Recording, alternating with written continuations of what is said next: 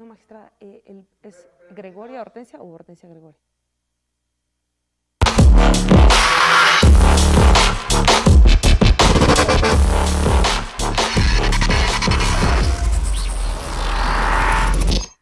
Hola, ¿qué tal? Bienvenidos a Poder Judicial Conecta, que se transmite a través del portal Regeneración y de las redes sociales del Poder Judicial del Estado de Oaxaca. En Facebook nos encuentran como Tribunal Superior de Justicia de Oaxaca y en Twitter como @TSJ Oaxaca. Muchas gracias por acompañarnos. El día de hoy contamos con la participación de la magistrada Gregoria Hortensia Castellanos Chávez. Ella es integrante de la Sala Constitucional y Cuarta Sala Penal Colegiada del Poder Judicial del Estado de Oaxaca. Magistrada, muy buenas tardes. Hola Carlita, muy buenas tardes. Muchísimas gracias por la invitación y pues estamos a tus órdenes. Muchas gracias por acompañarnos, magistrada. Y es que este tema que vamos a tratar es muy importante porque, de acuerdo con la Suprema Corte de Justicia de la Nación, las sentencias de lectura fácil surgieron a partir de 2019, cuando Ricardo Adair, quien tiene síndrome de Asperger, ganó un amparo para que se respetara su derecho de decidir por sí mismo, por lo que se emitió una sentencia normal y otra redactada con un lenguaje sencillo y de fácil comprensión para que él lo comprendiera. Magistrada, antes de hablar de este tema que es muy importante, nos gustaría que nos comentara cuál es la función que realiza la Sala Constitucional y Cuarta Sala Penal Colegiada, que es donde usted forma parte. Mira, la Sala Constitucional, tiene un origen que se presentó, la sala se creó en el 2013 físicamente, y de ahí lo que esta sala se encarga es de las controversias constitucionales, las acciones de inconstitucionalidad, las peticiones formuladas por los demás tribunales, jueces del Estado que tengan dudas sobre la constitucionalidad de una ley local, las peticiones formuladas por el gobernador del Estado, por el 30% de los diputados que integran la legislatura del Estado o por los órganos autónomos en el ámbito de sus respectivas competencias sobre la constitucionalidad de un proyecto de ley, decreto, aprobado por el Congreso previo a su promulgación y publicación. El juicio para la protección de los derechos humanos, que es un tema bastante importante, y los recursos relativos a los requisitos de la revocación del mandato señalados en el artículo 105, apartado B de la Constitución. Quiero decirte que en Sala Constitucional, cuando se inicia, lo de todas estas cuestiones en donde la sala tiene competencia, lo que más o lo que se ha visto hasta el día de hoy son controversias constitucionales y juicios para la protección de los derechos humanos. Más adelante probablemente hablaremos de este tema con un poquito más de amplitud. Eso por lo que corresponde a la Sala Constitucional. En cuanto a la sala, y te quiero decir que aquí la sala instruye y el Pleno es quien resuelve, salvo en estas dos últimas que te comenté, de los recursos relativos a los requisitos de la revocación y el juicio para la protección de los derechos humanos, que aquí la sala instruye y también resuelve. Bien, en cuanto a la Cuarta Sala Penal, tenemos la misma competencia que cualquiera otra de las salas del Tribunal Superior de Justicia, conociendo de apelaciones de segunda instancia en sistema tradicional y en juicios orales. Mucha gente seguramente se pregunta o tiene la duda, ¿no?, de cómo está integrada una sala, su sala cómo está integrada. Una sala está integrada por 3 magistrados. Esos 3 magistrados, hay un presidente de esa sala que se encarga, pues, además de lo administrativo, es quien dirige el combate, y los demás, todos nos turnamos los asuntos, es decir, yo como integrante de mi sala no sé qué asunto me va a tocar, o los asuntos que llegan en la sala no puedes conocer si vas a ser tú quien va a resolver, ¿no? Porque hay rifas, se hacen papelitos, entonces ni siquiera tú sabes qué es lo que te va a tocar. De esa forma, es una forma de resolver los asuntos sin que haya, como dijeran, mano negra y voy a tomar el expediente o el toca más sencillo o el más difícil para ti. No, aquí es, digamos, a la suerte porque se rifa. Tomado esto, se estudian los expedientes. Cada magistrado tiene sus secretarios de estudio y cuenta, porque como comprenderás, no se puede uno solo. Si nos vamos un poquito atrás había muy poca, digamos, muy poca población, los magistrados eran muy pocos, incluso los magistrados eran quienes resolvían directamente sus asuntos. Ahora, con la cantidad de asuntos que tenemos ya no es posible. Entonces, cada magistrado tiene su proyectista y también él en orden igual le va distribuyendo los asuntos a cada uno de sus secretarios de estudio y cuenta. Estos leen el asunto, cuando ya nos van a dar cuenta, nosotros tenemos que tener el expediente enfrente o los discos en caso de juicio oral, que también nosotros tenemos que verlo, para que le demos una solución. Entonces ya el secretario de estudio y cuenta llega con nosotros y nosotros le damos la forma de qué manera va a redactar ese asunto. Ellos lo proyectan y nos toca a nosotros los magistrados revisarlo nuevamente. Cuando ya tenemos ese proyecto, pasamos en reuniones en plenito de los 3 magistrados y damos cuenta respecto a ese proyecto. Entonces, si están de acuerdo los otros 2 magistrados con el proyecto, por ejemplo, que yo llevo, se firma, y si no, se combate, se debate entre los 3. Por eso, a veces, un proyecto que un secretario de estudio y cuento tenga, no puede decir que es el que ya va a pasar, porque aún no ha pasado con el pleno del tribunal de la sala. Entonces, de ahí que se firma, se regresa con el proyectista para efecto de que haga todos los trámites correspondientes, se pasa con el actuario para que éste vaya a notificar. Es así como se llevan los asuntos en una sala. Ok, y justamente en esta sala se ha iniciado un trabajo pues muy importante, ¿no?, de sentencias de lectura fácil. ¿Podría comentarnos en qué consiste este formato?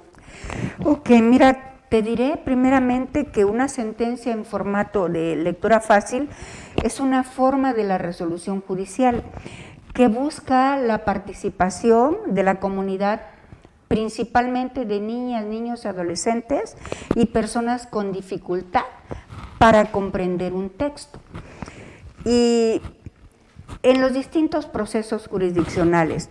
Fíjate que esto viene y tiene su fundamento en la Constitución, en leyes generales, en tratados internacionales.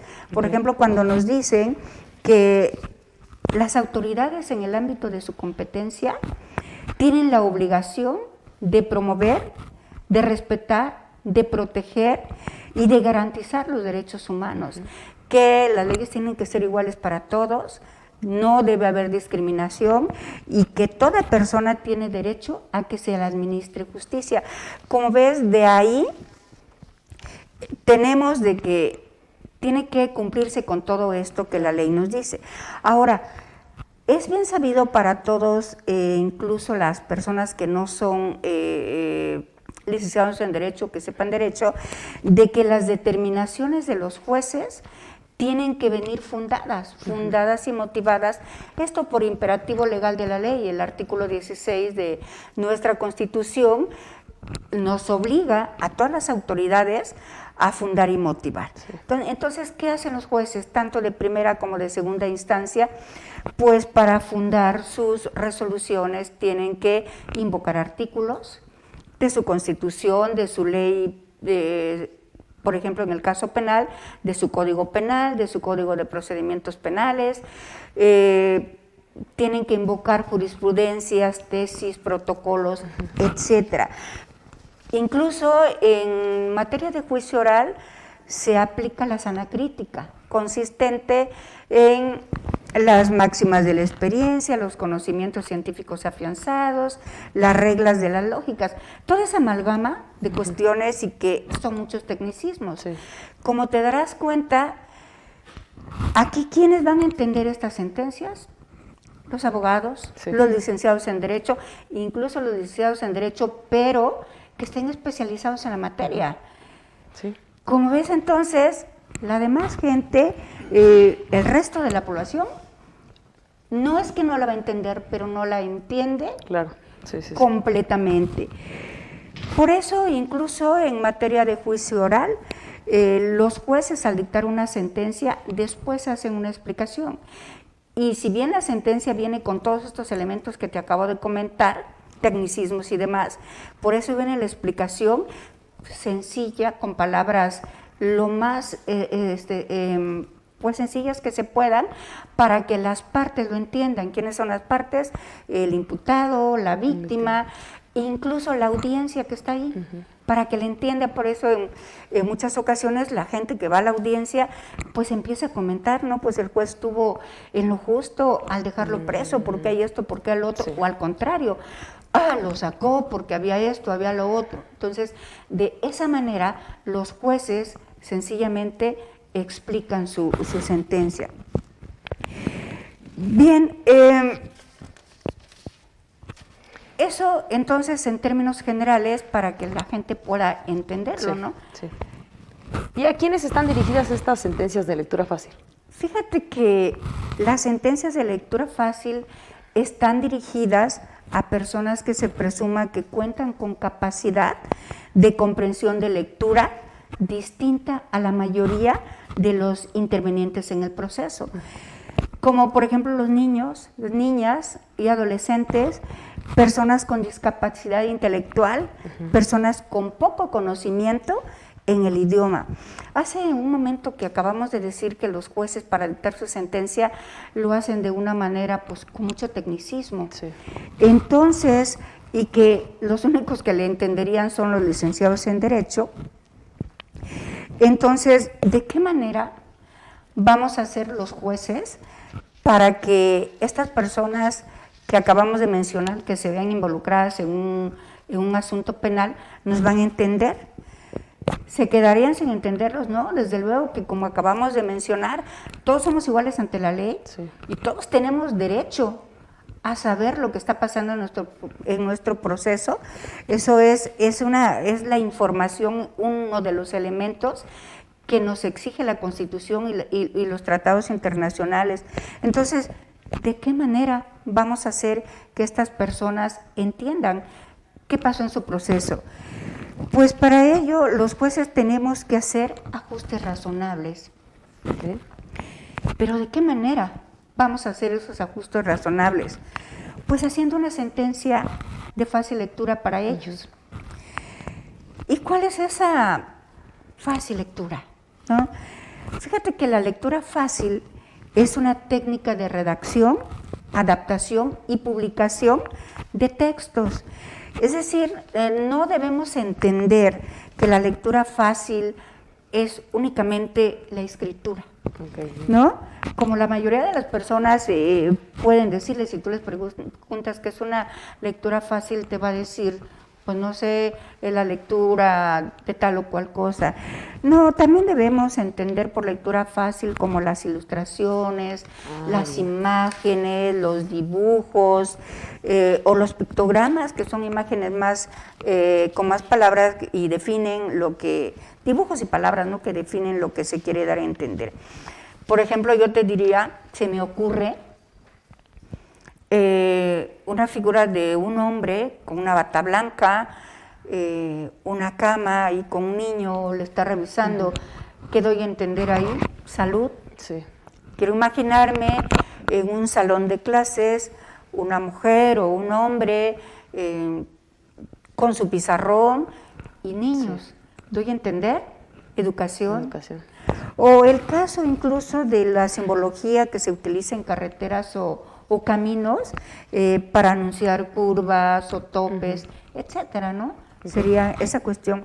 Ahora bien, fíjate que generalmente en materia penal, los niños, niñas, adolescentes se ven involucrados como víctimas en delitos sexuales, es lo más que tenemos, ¿no? Que es bastante grave.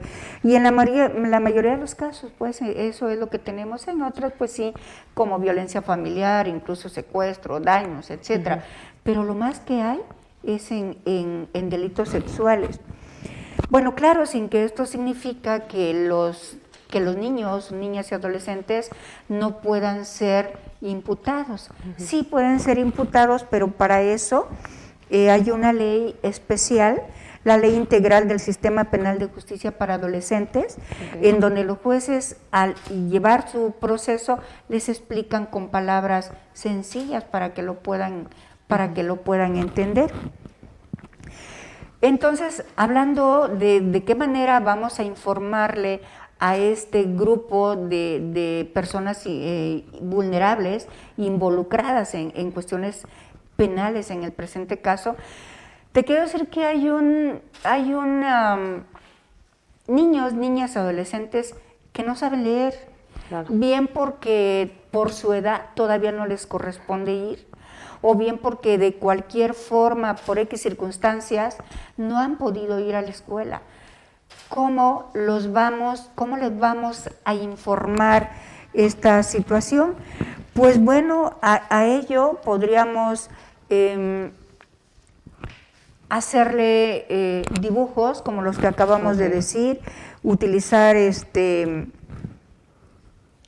a lo mejor un audio, sí. Como en efecto lo ha hecho la sala constitucional y cuarta sala penal en esta clase de personas. Hay audios porque no saben leer, sí. No lo entienden, entonces te van a oír. Ahora, en cuanto a los niños que ya saben leer, los niños, niñas, adolescentes que ya saben leer, pues entonces sí se puede hacer por medio de una escritura como normalmente la conocemos. Que esto no trae una forma especial, pero sí nos dan las pautas. Por ejemplo, que se tiene que hacer con frases cortas para que el niño lo entienda. Igual con letras grandes. Muchos te dicen tanto, te dan la clave, no. Tiene que ser la más grande para que el niño fije su atención. Otra de las cuestiones, usar, pues, la verdad, una forma, la gramática. Bueno, yo siempre a mis alumnos y a las personas que trabajan conmigo les digo, si hacemos una buena gramática, sujeto, verbo y predicado, nunca vas a equivocarte en lo que dices. ¿Por qué digo esto? Fíjate que incluso las sentencias de nuestros jueces o incluso de nuestros proyectistas, cuando no tienen una buena gramática, dicen cosas que a lo mejor dan a entender diferente en lo que ellos quieren decir. O en los agravios de los abogados, a veces por más que le lees no le entiendes qué quiere decir. ¿Por qué? Porque no se sabe escribir. Entonces yo siento una buena gramática, sujeto, verbo y predicado, cortito, punto. ¿Quieres expresar otra cosa? Sujeto, verbo y predicado y punto, y no te equivocas. Entonces, para esta clase de niños hay que tener muy en cuenta todas estas circunstancias.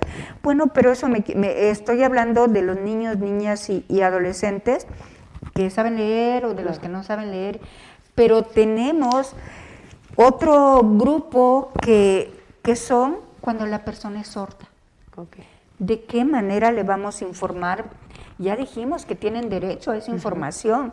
Entonces, tú sabes que la sordomudez, hay una escuela de señas. Ahorita precisamente yo estaba viendo en redes sociales que ahorita están viendo mucho eso de las señas. Qué bueno, qué bueno. Entonces, si tenemos una persona con sordera y sabe señas porque va a la escuela, pues de esa manera podemos informarle.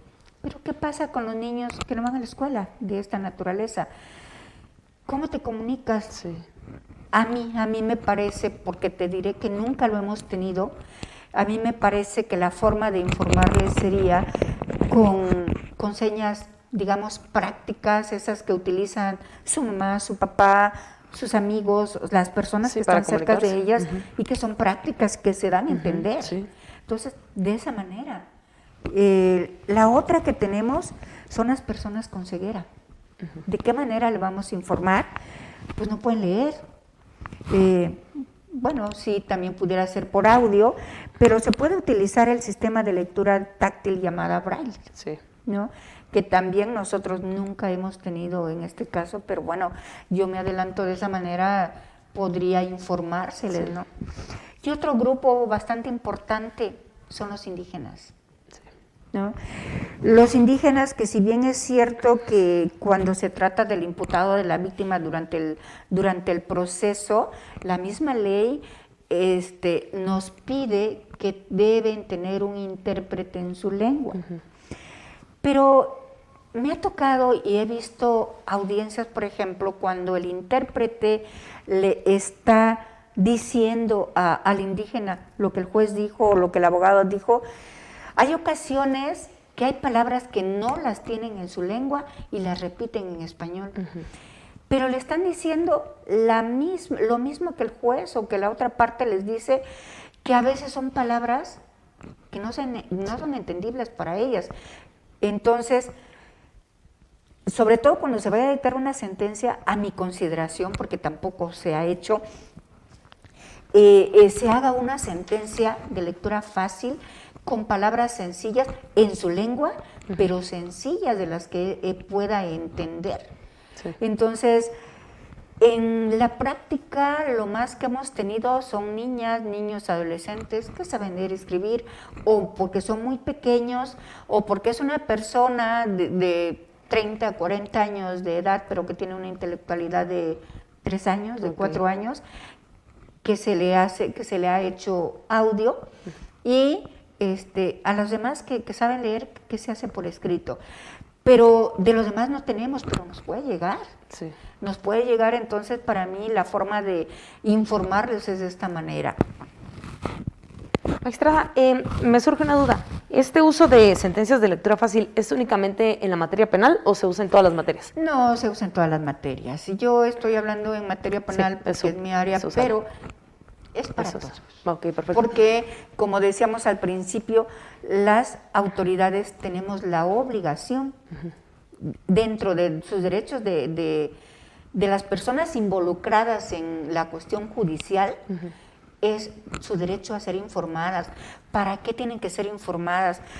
Pues para que ellas mismas reciban la información y decidan si quieren impugnar, por ejemplo, esa resolución que no estén de acuerdo, o por el contrario, si suponiendo que lo único que querían es que se les repare el daño, pues ya se reparó el daño y ya con eso quedan conformes. Ahora, en muchas ocasiones, y en delitos, por ejemplo, delitos de bagatela, delitos sencillos, la víctima lo único que quiere es, oye, ni siquiera quiero que me pidas, que me pagues la reparación del daño, ¿sabes? Lo único que quiero es que me pidas una disculpa. Sí. ¿Okay? Y con eso queda satisfecha. Entonces, ¿de qué manera le podríamos hacer esa información a esta clase de personas de que estamos hablando? Pues de la forma en como hemos manifestado. Claro. Entonces, ¿podríamos decir que estas sentencias aportan o ayudan a un mejor acceso a la justicia? Fíjate que efectivamente estas sentencias aportan el derecho a la igualdad, porque todos somos iguales, entonces todos tenemos derecho a esa información, a la no discriminación y a un mejor derecho acceso a la justicia, precisamente por lo que estamos diciendo, porque se enteran ellas mismas de lo que va pasando en su proceso, de la forma en cómo resolvió el juez o los magistrados en segunda instancia. Si, por ejemplo, en materia penal, si dejaron preso a su agresor, sabrán por qué. Si lo dejaron libre, también sabrán por qué.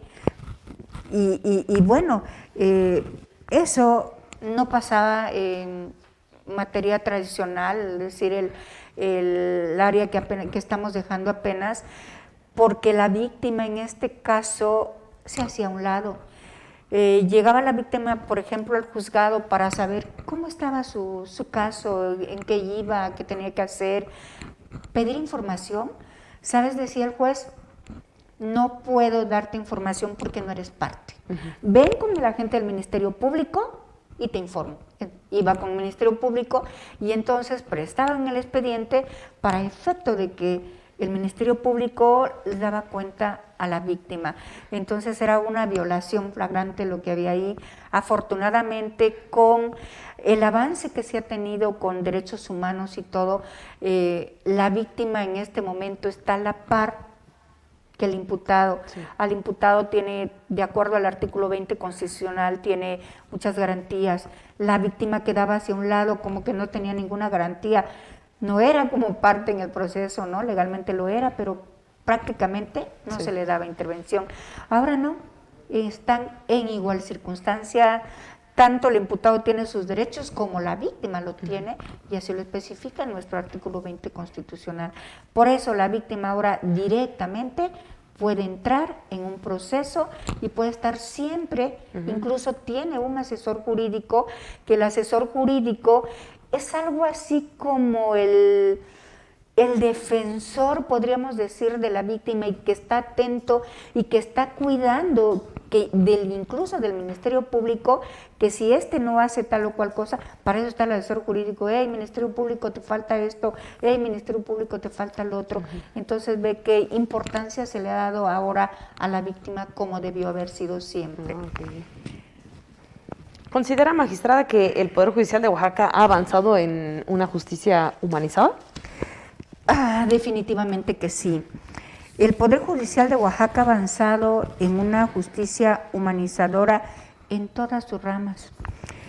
Fíjate que a partir de las reformas 2008, 2011, que vinieron pues a hacer una revolución en derechos humanos motivado por la sentencia de Radilla Pacheco, pues se obligó a México, ¿no?, a que cumpliera con estos derechos humanos, y de ahí pues se ha hecho mucho, y en particular el Poder Judicial del Estado, el Tribunal Superior de Justicia del Estado, ha hecho unas reformas bastante importantes. Te quiero decir que, por mencionar algunas, que ha sido incluso punta de lanza, como en el Código Procesal Penal, que aquí, de juicio oral, que aquí en Oaxaca entró en vigor el 19 de septiembre del 2007, entrando por regiones. La primera región fue el Istmo de Tehuantepec, juicios orales, mientras que a nivel nacional entra hasta el 2016. Es un avance bastante. ¿Cuántos años antes? La otra es otra ley, es la de justicia para adolescentes del Estado de Oaxaca, que aquí entra en vigor el 9 de septiembre del 2016. Cuando la Ley Nacional del Sistema Integral de Justicia para Adolescentes entra en vigor hasta el 2018, 2016.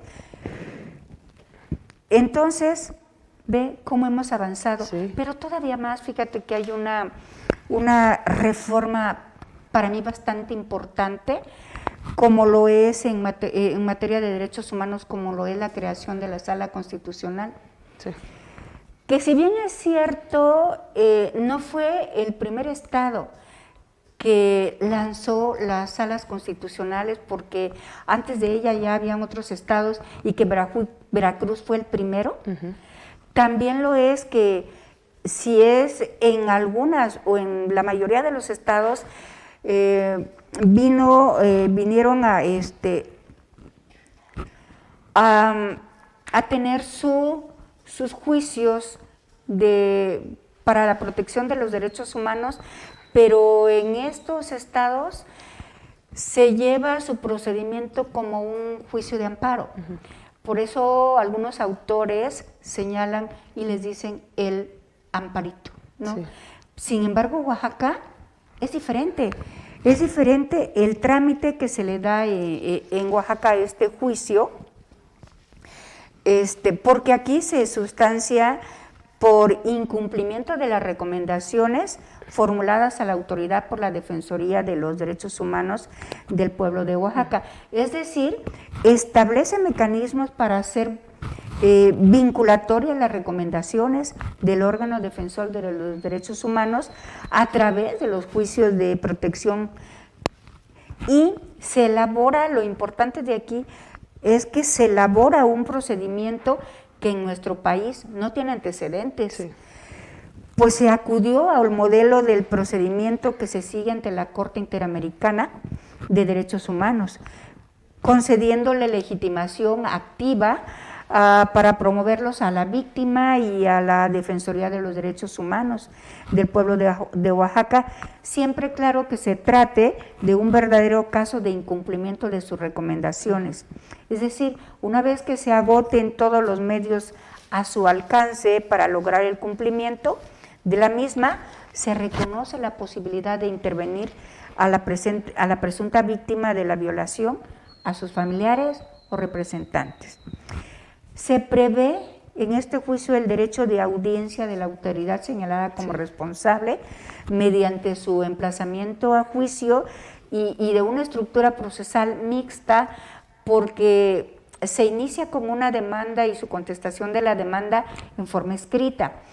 El desahogo de las pruebas y los alegatos es en forma oral. Los magistrados se tienen que constituir en una sala de juicio oral. Se presenta la autoridad responsable, se presenta la parte actora con su defensor en derechos humanos, y en esa audiencia se desahogan las pruebas, en esa audiencia se le da valor a cada una de ellas, en esa audiencia misma las partes hacen sus alegatos y se les pide que tenga que ser oral. Claro, la pueden hacer escritas, pero de preferencia oral. Entonces, como ves, todas esas características que acabamos de mencionar no la tiene ningún otro juicio para la protección de los derechos humanos en toda la República.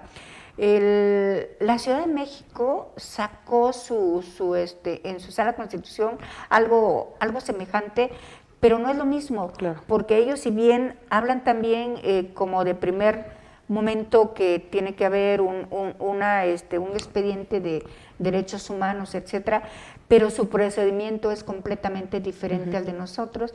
Entonces, por eso yo me atrevo a decir que Oaxaca es el único que tiene esta clase de juicios. Bien. Y ve entonces cómo pues realmente ha avanzado el Tribunal Superior de Justicia en materia de derechos humanos. Eso yo me estoy refiriendo exclusivamente en materia penal y en materia constitucional. Dejamos a un lado por el momento a las demás ramas, ¿no? Claro, hay mucho más avance en otras materias también. Magistrada, se nos ha ido el tiempo rapidísimo y la verdad nos quedan muchas dudas porque teníamos pues varias preguntas sobre directamente los menores de edad en su sala.